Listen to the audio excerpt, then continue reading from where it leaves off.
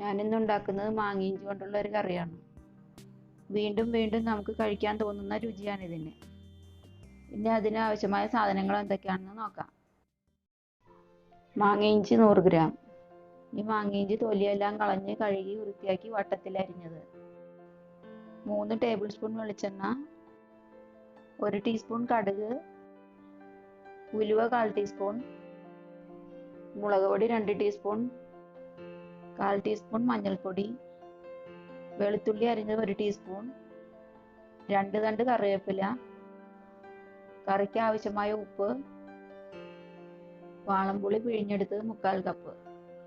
ഇവിടെ ഞാൻ പുളി എടുത്തിരിക്കുന്നത് ഒരു ചെറുനാരങ്ങയുടെ വലുപ്പത്തിലാണ്. 3 ടേബിൾ സ്പൂൺ ശർക്കരപ്പാനി. ഇനി എങ്ങനെ ഉണ്ടാക്കാമെന്ന് നോക്കാം. അടുപ്പത്ത് ചീനച്ചട്ടി വെച്ച് ചൂടാകുമ്പോൾ 3 ടേബിൾ സ്പൂൺ വെളിച്ചെണ്ണ ഒഴിച്ചു കൊടുക്കണം. ഇനി എണ്ണ ചൂടാകുമ്പോൾ അരിഞ്ഞു വെച്ചിരിക്കുന്ന മാങ്ങ ഇഞ്ചി ഇട്ട് വറുത്തെടുക്കണം.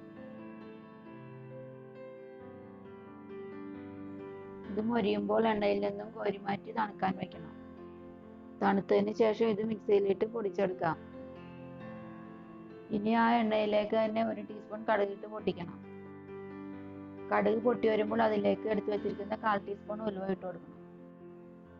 ഉലുവ പൊട്ടിക്കഴിയുമ്പോൾ അരിഞ്ഞു വെച്ചിരിക്കുന്ന വെളുത്തുള്ളി കൂടി ചേർത്ത് കൊടുക്കണം. അതിലേക്ക് കറിവേപ്പില കൂടി ചേർത്ത് മൂപ്പിച്ചെടുക്കണം.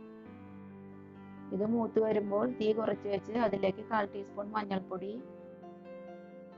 2 ടീസ്പൂൺ മുളക് പൊടിയും ചേർത്ത് പച്ചമണം മാറുന്നവരെ മൂപ്പിച്ചെടുക്കുക.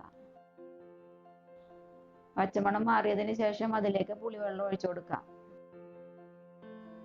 പുളിവെള്ളം കട്ടിയായതുകൊണ്ട് ഞാൻ അതിലേക്ക് കുറച്ച് വെള്ളവും കൂടെ ചേർത്ത് കൊടുക്കുകയാണ്. ഇതിലേക്ക് ആവശ്യത്തിന് ഉപ്പും ചേർത്ത് തിളയ്ക്കുമ്പോൾ മാങ്ങ ഇഞ്ചി പൊടിച്ചത് ചേർത്ത് കൊടുക്കാം. ഇതിലേക്ക് മധുരത്തിന് ആവശ്യമായ ശർക്കരപ്പാനിയും ചേർത്ത് കൊടുക്കാം.